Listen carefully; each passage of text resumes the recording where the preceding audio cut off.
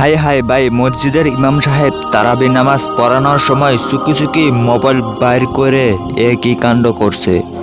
তো বাংলাদেশের যে মসজিদের নামাজ পড়াচ্ছে সেই মসজিদের সিসিটিভিতে এই ভিডিওটা রেকর্ড হয়ে যায়। তারপর এই ভিডিওটা সোশ্যাল মিডিয়াতে আপলোড করা হয়। আপলোড করার পর এই ভিডিওটা প্রচুর পরিমাণে ভাইরাল হয়ে যায়। তো আপনারাও এই ভিডিওটি শেয়ার করে সবার কান পর্যন্ত পৌঁছে দিবেন, যাতে সবাই দেখতে পারে। গাইস, আজকে আমি সত্যি ঘটনাটা আপনাদের সামনে তুলে ধরব যে আসলে কি ঘটেছিল। অনেক মানুষই অনেক রকমের কথা বলতো, যে একজনে বলছে ইমাম সাহেব সূরা মুখস্থ পারে না, আরেকজনে বলছে সূরা পারে না, ইমাম সাহেব মোবাইল দেখে দেখে সূরাটা পড়ছে, অনেকজনে অনেক রকমের কথা বলে বেড়াচ্ছে লোকেরা। এখন কি জরুরি কাজ ছিল যে নামাজের মধ্যেই কামটা করতে হবে, কথা বলে বেড়াচ্ছে লোকেরা। ইমাম সাহেব বলে লোকেদেরকে ধোঁকা দিচ্ছে, এরকমভাবে কথা বলে বেড়াচ্ছে লোকেরা। তো গাইস, আপনারা কোনো কিছু না জেনে মন্তব্য করবেন না গাইস। তাহলে চলুন ঘটনাটা শুরু করা যাক। তো গাইস, এই যে দেখতে পারছেন একজন ইমাম সাহেব মসজিদে তারাবি নামাজ পড়াচ্ছে এবং শোনা গিয়েছে তিনি যখন সূরা ফাতিহা পাঠ করেন তারপর তিনি আস্তে আস্তে মোবাইলটা বের করেন এবং মোবাইলটা বের করে তিনি কি করলেন আমি আপনাদেরকে একটুখানি ফুটেজটা দেখাই আগে, তারপর আমি বলছি।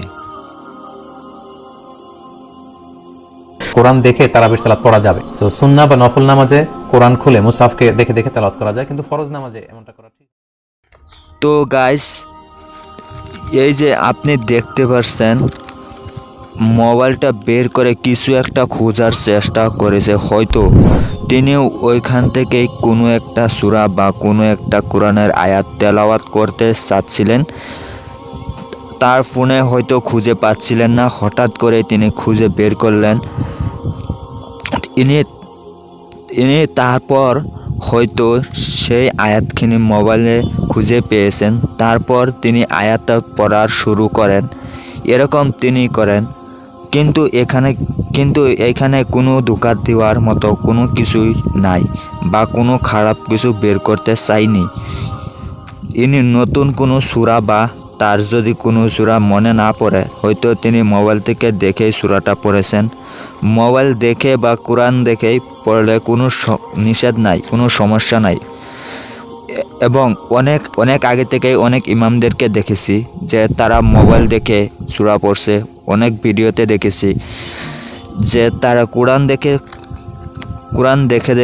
কোরআন তেলাওয়াত করছে, তারপর নামাজে দাঁড়িয়েছে, নামাজে সিজদা করেছে, আবার উঠেছে, আবার কোরআন দেখেছে, আবার পড়ছে। এরকমভাবে কিন্তু ইমাম সাহেব অনেক পাওয়া যায় সোশ্যাল মিডিয়াতে।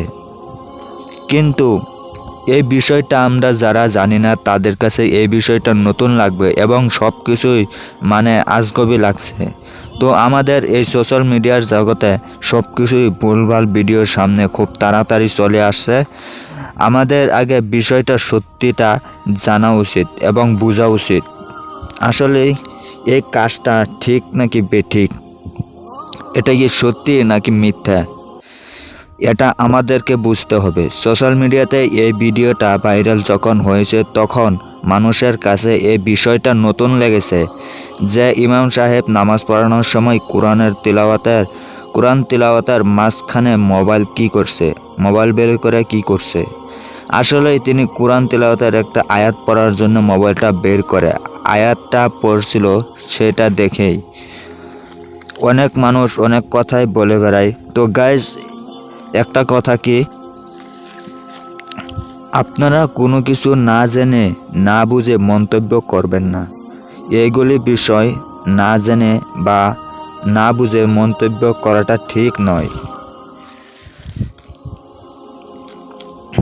গাইস, আর একটা কথা বলি, সোশ্যাল মিডিয়াতে কিছু দেখেই না জেনে না বুঝে উল্টাপাল্টা ক্যাপশন দিয়ে শেয়ার করতে যাবেন না।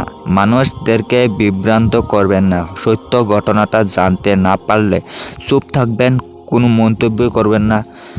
আর যদি সত্যটা জানতে পারেন তাহলে ভিডিওটা শেয়ার করে সবাইকে দেখার সুযোগ করে দিবেন। উল্টাপাল্টা কখনো মানুষকে গুজব ছড়াবেন না এবং মানুষকে ছোটো করবেন না। এবং ইমাম সাহেব একটা সম্মানের জায়গা। ইমামের পিছনে দাঁড়িয়ে লক্ষ লক্ষ হাজার হাজার মুসল্লিয়ারা নামাজ পড়ে। তো ইমাম সাহেব কিন্তু সবার সম্মানের একজন ব্যক্তি। তো তাকে এইভাবে ছোটো করে কথা বলা যাবে না। তো আজকের উপযুক্ত প্রমাণ না থাকলে ইমাম সাহেবকে এভাবে ছোটো করা যাবে না, বুঝছেন? তো আজকের এই ঘটনাটা এই পর্যন্তই ছিল। দেখা হচ্ছে নেক্সট ভিডিওতে। তো ততক্ষণ আমার সাথেই থাকবেন। ধন্যবাদ।